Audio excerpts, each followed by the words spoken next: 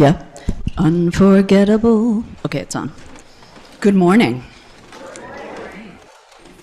Welcome to the First Parish Church of Stowe and Acton, a welcoming and spiritual community. My name is Meg Rivers-Wright, and I am the parish administrator and membership coordinator. For those visiting FPC for the first time, we welcome you. Please let us know you were here by filling out one of our visitor information cards in the pews, a tall, skinny thing, and hand it to an usher, drop it in the plate, or hand it to me, and I'll be at the back of the sanctuary. Our minister staff and board are listed on the front of the order of service. Please feel free to ask me or any of these people for more information. If you would like a large print order of service, or hymnal, or an assisted listening device, please ask one of our ushers. Our assisted listening devices are small radios, and anyone is welcome to use one of these to listen to the service from another space in or around the building. After the service, please join us for coffee and conversation in our fellowship hall, which is one level down at the other end of our building that-a-way, or in a breakout room if you're joining us online. I'd like to draw your attention to the announcements in our order of service and to an announcement that is not in the order of service, and that is that children and youth, immediately following our service today, will be rehearsing for Easter Sunday in the community room. And I think there's dancing involved. Look out. Okay. At noon today in Fellowship Hall, we are holding the first of our 2 Sundays that encompass the UU Journey class that is taught by our Reverend. And it is a rompin' good time through the history of Unitarian Universalism and the history of our church and all you ever wanted to know about being a UU. And you are still welcome to join today and next Sunday if you haven't yet signed up. And we feed you lunch. So that's a great reason to go too. Anything else to highlight? I think we're good. Okay. So, let us come together for a time of community, singing and worship.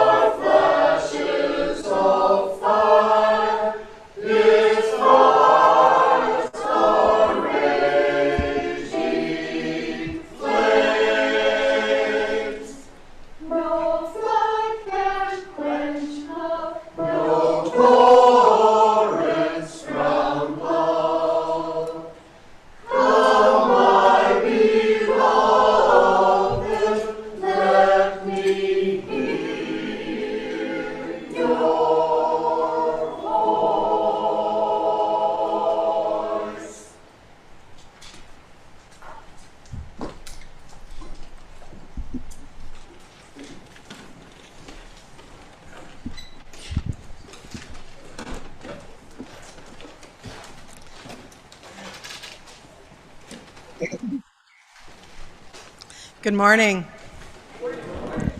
Our opening words are titled Right Here, Right Now by Ella Boyer.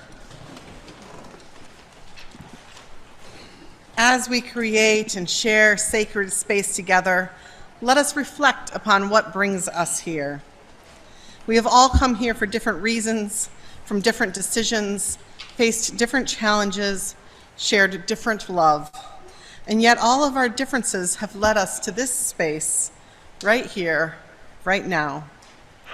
Some believe we are here for a greater purpose. Others hold fast to a claim of complete coincidence. Others still lie somewhere in between. There are so many differences and barriers between each individual, it would seem at times as though the odds were stacked against us, becoming one whole, as we believe different things, live and experience different things, and value and hate different things. We are children of God, children of the earth, or fully grown adults here as a piece of the ongoing cycles of the universe, the children of the stars. We all have different definitions and explanations to who and what and why we are. Perhaps we are all right. Our revelation is not sealed. Despite all that is different, there is certainly one thing that is the same. Somehow, we are all here right now. We are growing and changing and discovering, all here, all together, sharing the same sacred space we have shared for years throughout generations, constantly evolving, constantly changing. Let us continue. Let us change and fight together. Let us adapt together. Let us grow together. Let us worship together. And our chalice lighting words are by me, as one of our first chalice participants, Sage, lights our chalice.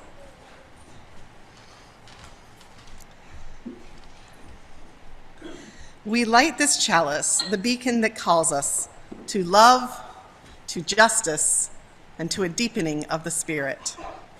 May it be so.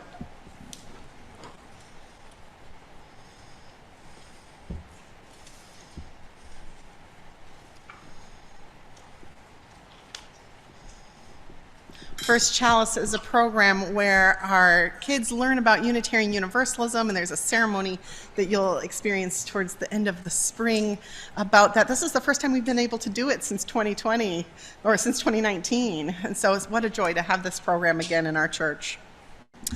Our opening hymn is number 305, De Colores, and we're going to sing first in Spanish, and then verses 2 and 3, and then in Spanish again, right? Please stand in body or in spirit.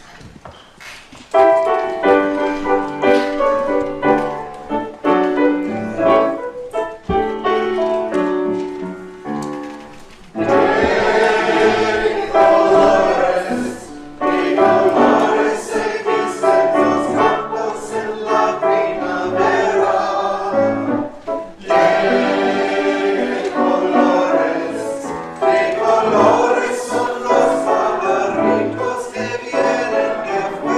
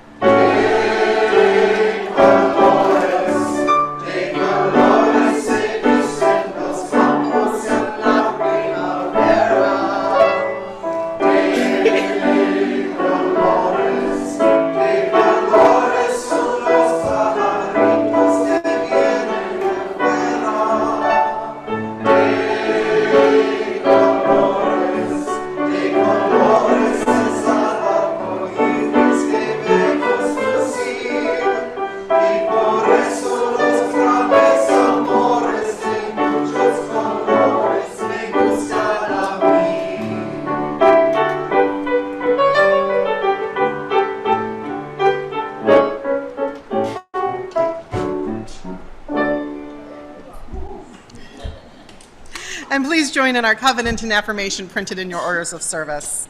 Love is the spirit of this church, and service its law. This is our great covenant, to dwell together in peace, to seek the truth in love, and to help one another. From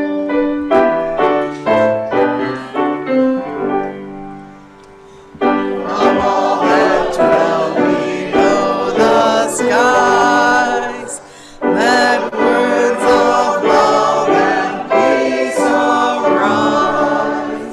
Let joyful songs of praise be sung through every land by every tongue.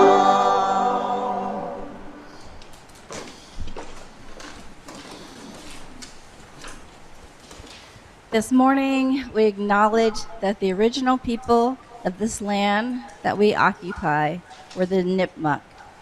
They were not the only ones to utilize this land, but were the ones we acknowledge as having been wrongfully removed from it. And while history can be painful, one way to move forward is by acknowledging when harm has been done. We acknowledge the unfair removal of these first inhabitants in order that we not make the same mistakes as we work towards the reduction of harm and moving towards right relations as our faith calls us to do. There is no clear answer as to how to move forward. There is no clear path for addressing the harms and atrocities of our ancestors. There is no clear plan for what right relations in this situation means and what steps should be taken next. But we can begin by acknowledging how we got to this point as we wrestle with where to go from here.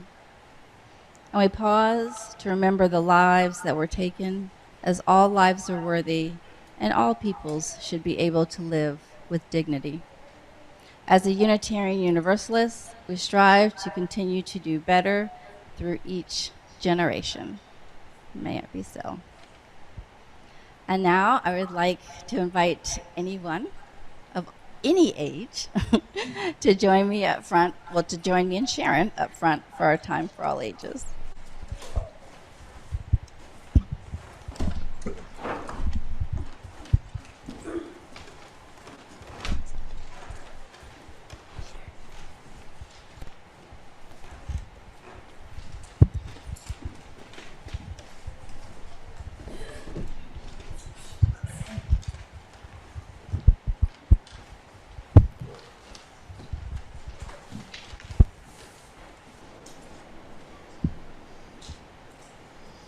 I was waiting to see what Trevor would play there, but while our culture has a lot of songs, well, there are a lot of songs across cultures about like dead birds, there are not as many about pigs in general. I have this theory that every culture has a song about a dead bird. There's Go Tell Aunt Rhody, there's Alouetta, and then there's Der Hahn is Tot. So, anyway. This is our time in our service when we have a time for sharing those things that are on our hearts and on our minds. Well, we light one last candle for those that are left unspoken, that they too are lifted up in religious community. And then we're going to light one last candle for peace and remembering the cost of war on military and civilian alike, and lift up our prayers for an end to all violence and war.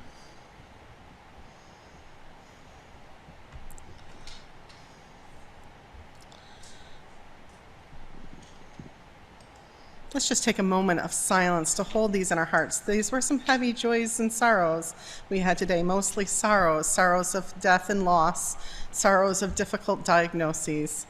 I just want to take a moment of silence.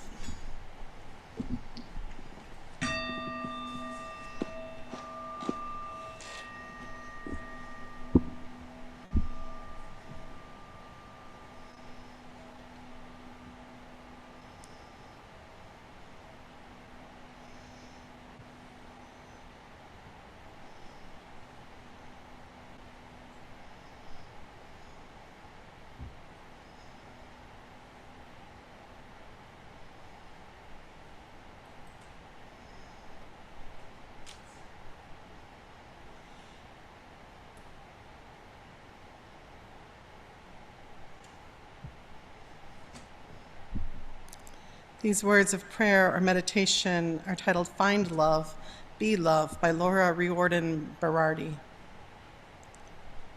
May we find love in this place, love in our hearts, love for the broken down, love for the lonely, love for those yet to feel whole, love for those in between, love for those out of our reach. May we find love, add love, and be love in this world. Amen.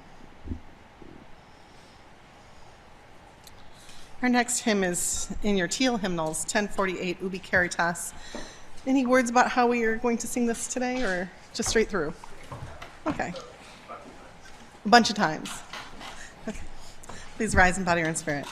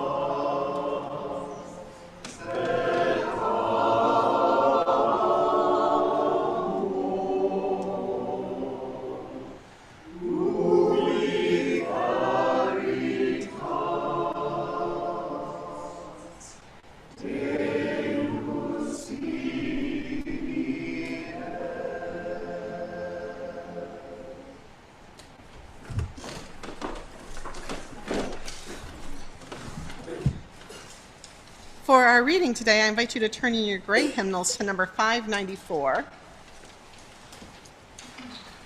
And in your orders of service, it says unison, but that was just shorthand for what I'm going to tell you here.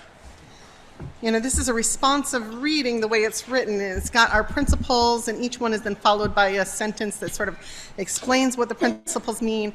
And here's what I'd like you to do. I'd like you to choose. Do you want to read the regulars or type or the italic type? Or do you want to read both? Or do you want to just read some sentences as it appeals to you? And do whatever you want as we read through this reading together. And I'm going to read all of the words so that it's carried over the sound system to the people online. Principles and purposes for all of us. We affirm and promote the inherent worth and dignity of every person. We believe that each and every person is important. We affirm and promote justice, equity, and compassion in human relations. We believe that all people should be treated fairly. We affirm and promote acceptance to one another and encouragement to spiritual growth. We believe that our churches are places where all people are accepted and where we keep on learning together. We affirm and promote a free and responsible search for truth and meaning.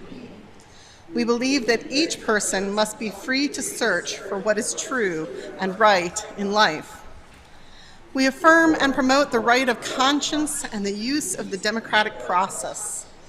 We believe that all people should have a voice and a vote about the things which concern them. We affirm and promote the goal of world community with peace, liberty, and justice for all.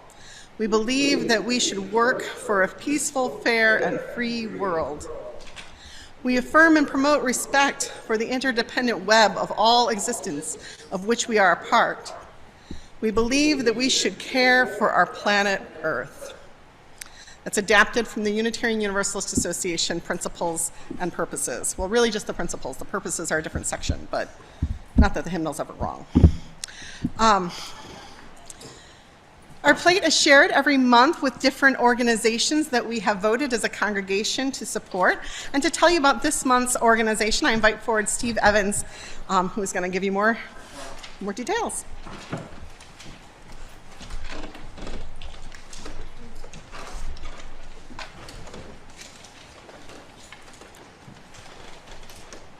We believe that all people should have a voice and a vote.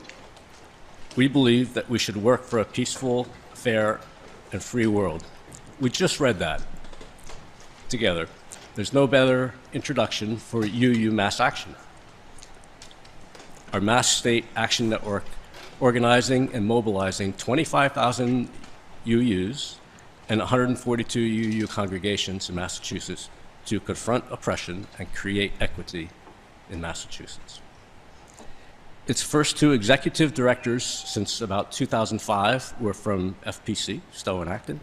You old-timers, and I'm one, will remember Laura Wagner, and before her, Nancy Banks. The current small staff are truly modern-day, hardworking heroes of mine, at least. Reverend Joe Murphy, who will speak here on Memorial Day, actually, be preaching. Tali Smokler, Claire Carl Mueller. I meet with them several times per month on immigration justice issues, on housing justice issues, racial justice. I also donate to them monthly, which you may also, but not today. UU Mass Action is FPC's partner in nearly all of our social justice work, uniting us with other neighboring churches for a bigger impact. If you want to change anything in Massachusetts that coincides with the UU value, chances are you'll find UU Mass Action rallying UU churches to do something about it. From your opening reading right here, right now. No better theme that I could think of for them. Right here, right now. March 26th, coming up, is UU Advocacy Day, where all UUs in Massachusetts are asked to join each other online for 1-hour meetings with our own state representatives and senators. And I need your help. I need more people on that Tuesday afternoon to talk with me with Senator Jamie Eldridge. And you're all invited to make contact with me at coffee hour, or you can talk with your own representatives if Jamie doesn't represent you. I know we're from many different towns locally. So we, as UU Mass Action, have had some recent successes, the driver's license for all bill, no-cost calls for incarcerated peoples. Just recently, there's others been in the past too. Current priorities include climate and environmental justice, indigenous justice, immigrant justice, decarceration and ending solitary confinement, economic and housing justice. Funding does not come from the UUA, it comes from people, congregations, a few grants. This is our shared state action network. UU Mass Action is grateful for every dollar donated. Thank you, and I look forward to Chris and the choir as we walk in love.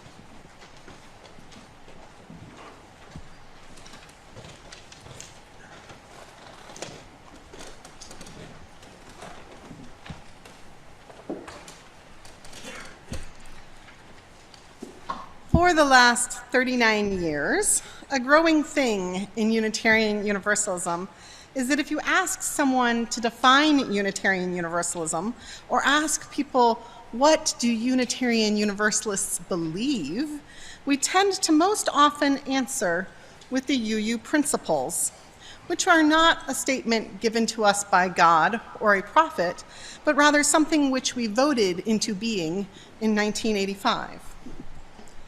They are not, of course, the only answer.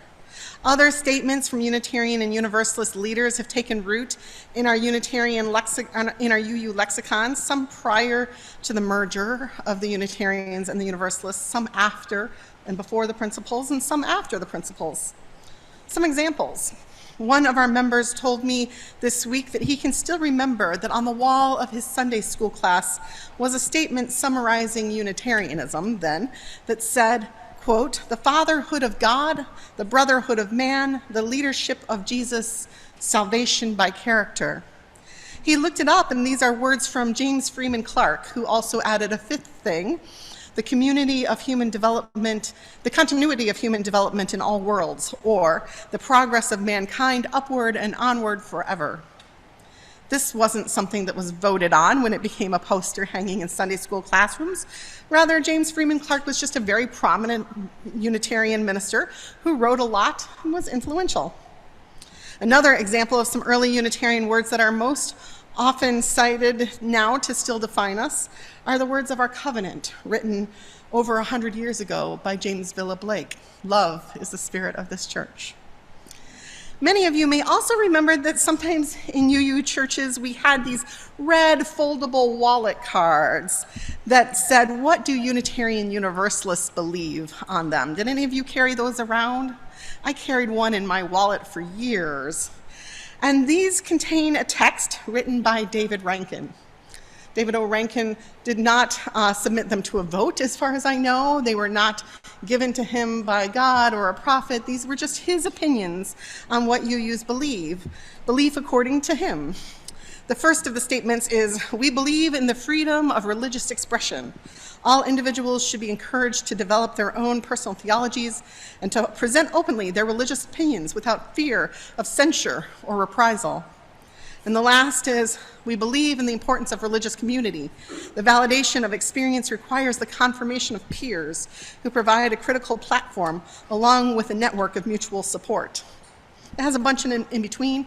It's not terribly memorable or quotable, but it was very portable. And so I fit it in my wallet and I carried it around for many, many years to use as an answer to those questions and conversations I would get into about what do Unitarian Universalists believe.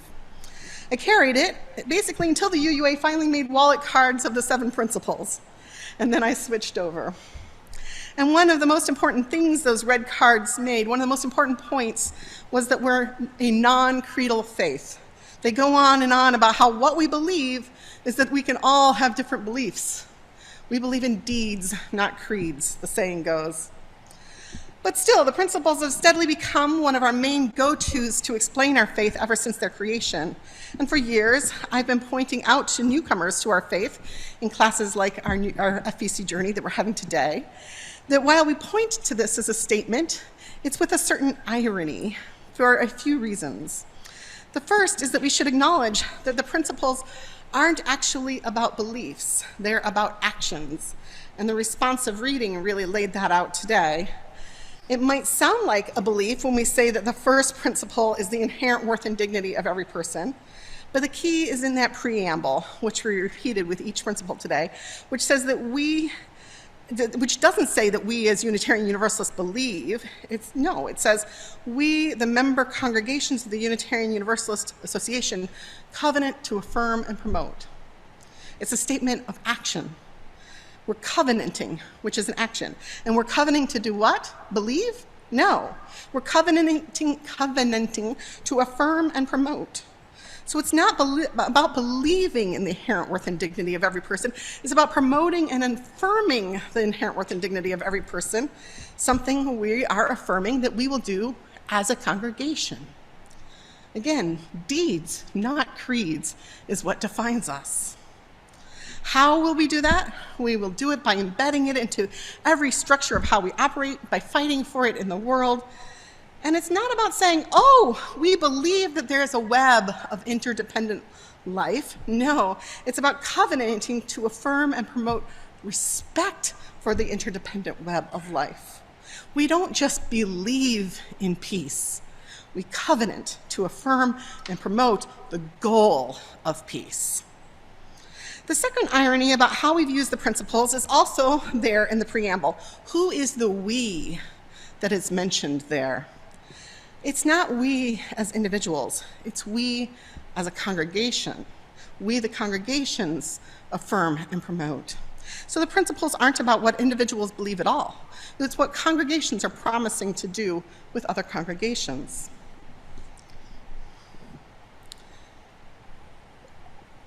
And the last thing that's ironic about using the principles as a statement of belief is that Unitarian Universalists have deeds, not creeds. We are what we call a living tradition, as it says on the covers of your gray hymnals. We believe that revelation is not sealed. The principles are something we voted on, which means we can vote to change them, which is what will probably happen this year. Although who knows, anything can happen when it comes to a vote. They exist not in doctrine, they exist in bylaws. And that's not just academic, it's a very real difference. This isn't given to us as doctrine by the church or a pope.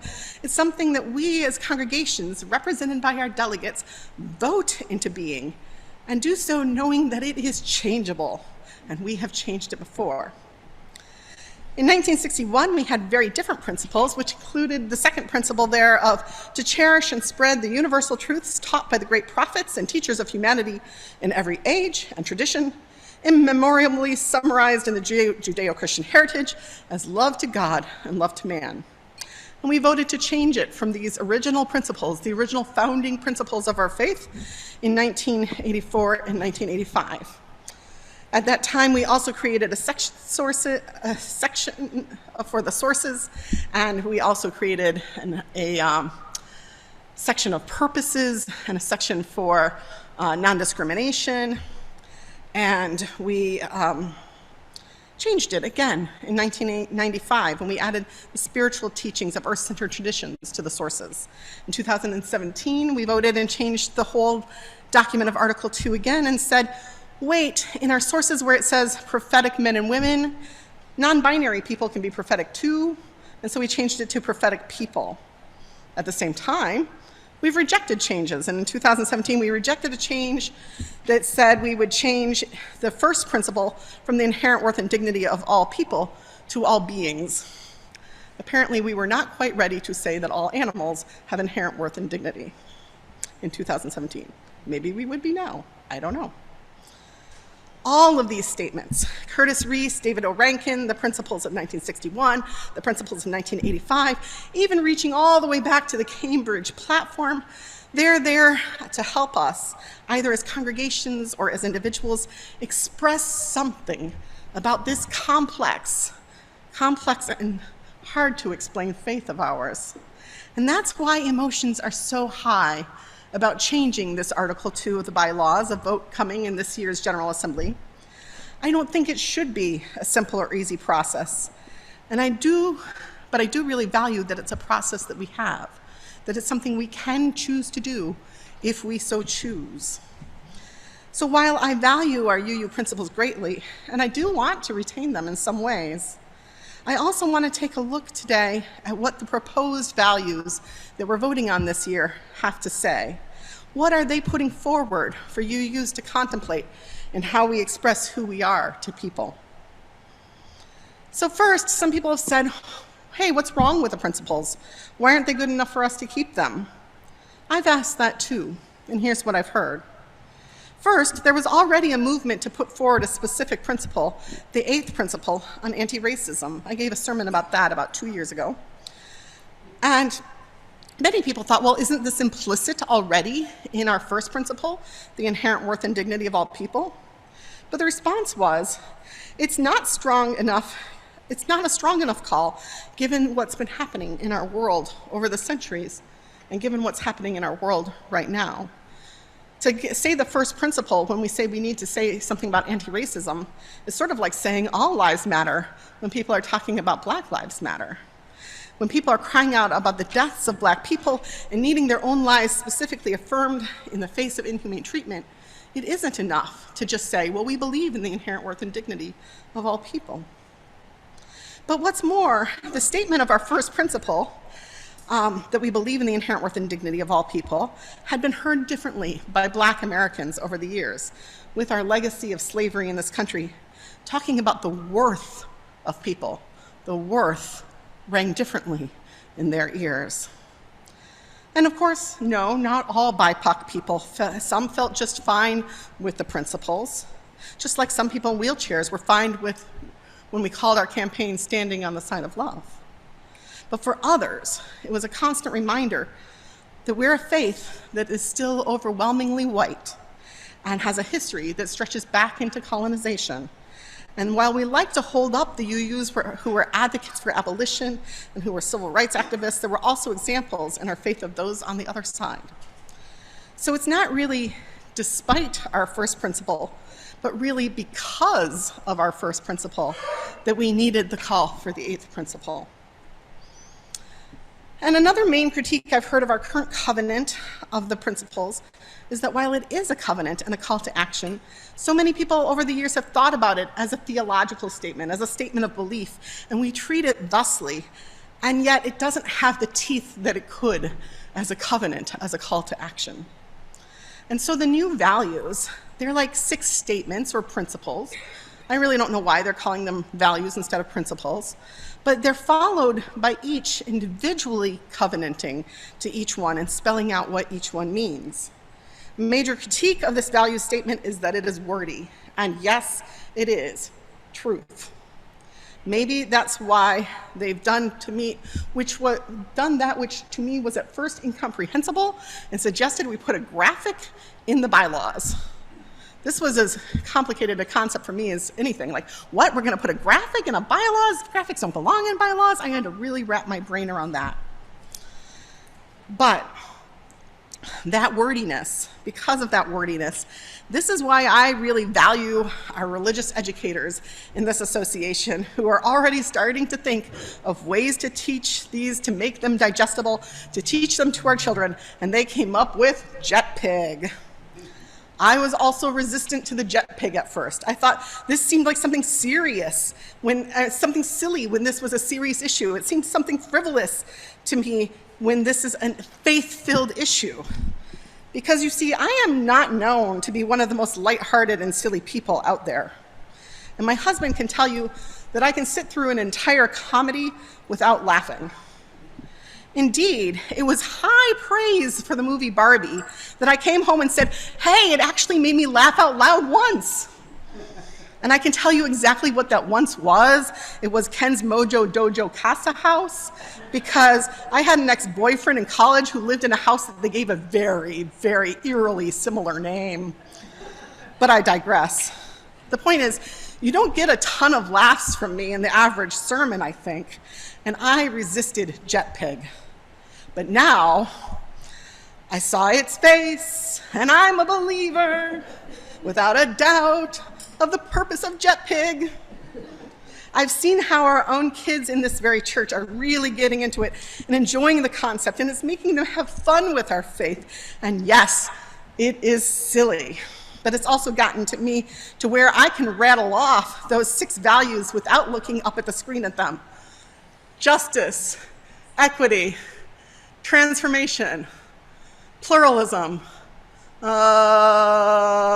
you know it without even saying it, it's your favorite one, interdependence, and JetPig, generosity. So my new slides have JetPigs all over them.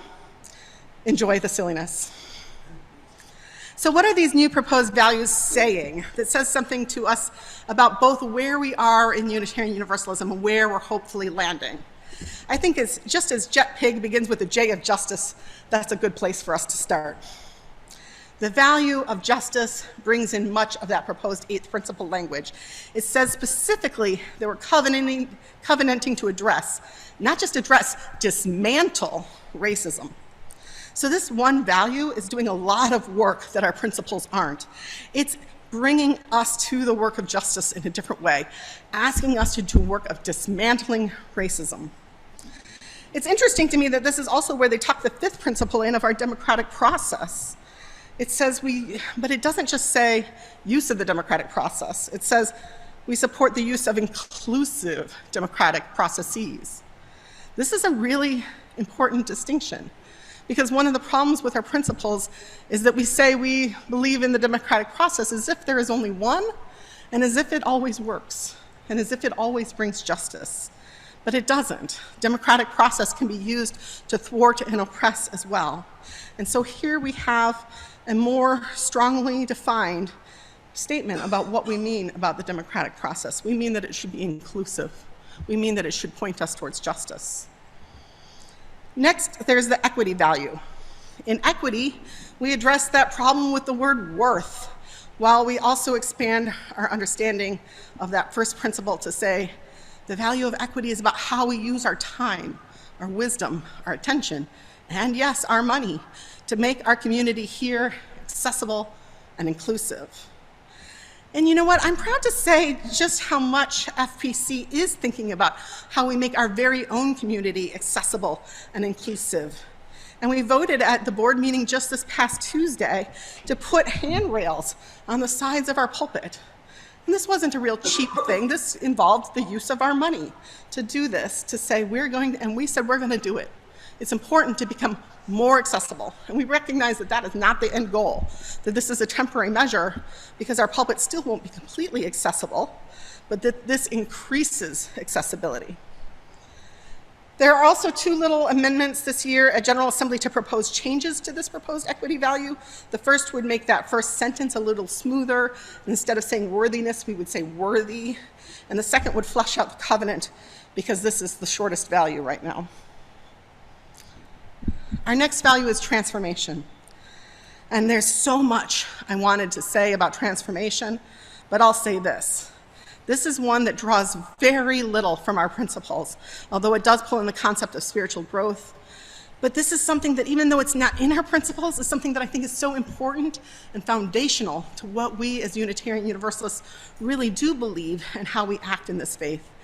Our faith is not a frozen faith. Our great hymnals, again, call this the living tradition, which means that we believe, as James Luther Adams said in his 5 Smooth Stones, that religious liberalism depends on the principle that revelation is continuous. In other words, we believe in listening to the results of science. And if we believe in God, we don't believe science contradicts God. And if we believe in God, we don't think that everything we could ever know about the universe, about God, about humanity, about life, about death, is all wrapped up in one sealed and closed book. We believe in a loose leaf Bible, where you can take and add and even remove pages in the book of your own scripture, and that your book will be different than my book. Lewis Fisher, who was once dean of the Universalist Seminary St. Lawrence, which no longer exists as a seminary, said of Universalists, "We do not stand, we move." That's so true of our faith right now. We do not stand, we move. And this value brings in this concept of change, which is so key to my own values, as I've mentioned it many times ever since reading Octavia Butler's Parable of the Sower, where she said, God is change, and then told us we could shape God, we could shape change.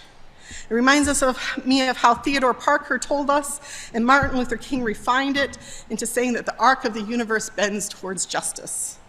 And then Barack Obama said, the arc of the universe may bend towards justice, but it doesn't bend on its own. He said, we have to, each of us in our own ways, puts our hand on that arc and we bend it in the direction of justice. That's what transformation is saying to us. Now, I have like another 3 pages, but it's already 11:02.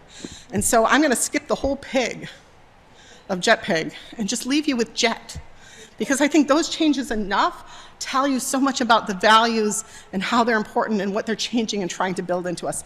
Well, I'll say that briefly, that interdependence is just respect for the interdependent web in our principles, but the value of it gives it so much more teeth, saying, we covenant to protect Earth and all beings from exploitation. We will create and nurture sustainable relationships of care and respect, mutuality and justice. We will work to repair harm and damaged relationships. Isn't that a little bit stronger about our care for the Earth than just respect?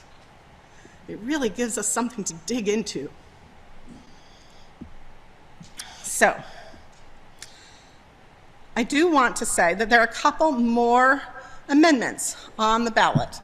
And then one of the things about this is it's subject to future amendments and future change as well. But one of our own members, Neil Saunders, has done a lot of work getting an amendment to add a whole value of peace onto the agenda. And it did, in fact, get enough congregational support to be moved onto the agenda at General Assembly. And so we'll be having that vote. And if you look at our principles and you see how they're pulled into these new value statements, you'll see the thing that is most missing from our principles right now is peace and the goal of world community. And that's so valuable to us right now, and this time more than ever. And so I think that even though it might mean that we need to take L JetPig and give it a middle initial of JetPpig, that is okay. And so I'm going to vote yes, even though we'll have to change all our graphics, and we'll have to change this graphic flower. The nice thing is that the UUA kind of listened to me when I was like, what are we going to do if you put a graphic in the bylaws? Then every time someone who has to make an amendment has to amend the graphic as well. And they put in a little phrase that basically said, the board has the power to change out the graphic at any time. Excellent. All of this is to say we do value democracy and value that our faith is a living tradition that doesn't stand but moves, and we can vote no on this and stay with what we've got and maybe amend what we've got in other ways in the future. But whether we vote for these or not, I think these values do a good job of taking our principles and growing them, examining them, adding some more thoughts from other places that I think are also really foundational to our faith. They pull from James Luther Adams, they pull from Martin Luther King, they pull from earlier statements about who we are and who we have been, and they point a way forward. And I didn't even talk about the word in the center of the petals, but I think all of these values embody it, and they flesh it out, and they point towards it, and they call us into love. Love. It's truly at the center of our faith, I believe. And it's our choice whether or not this is the path we take, but I am glad that we have the opportunity to consider it. May it be so. Please rise now in body or in spirit and join in singing Love Will Guide Us, because whether or not we vote for this, love will guide us.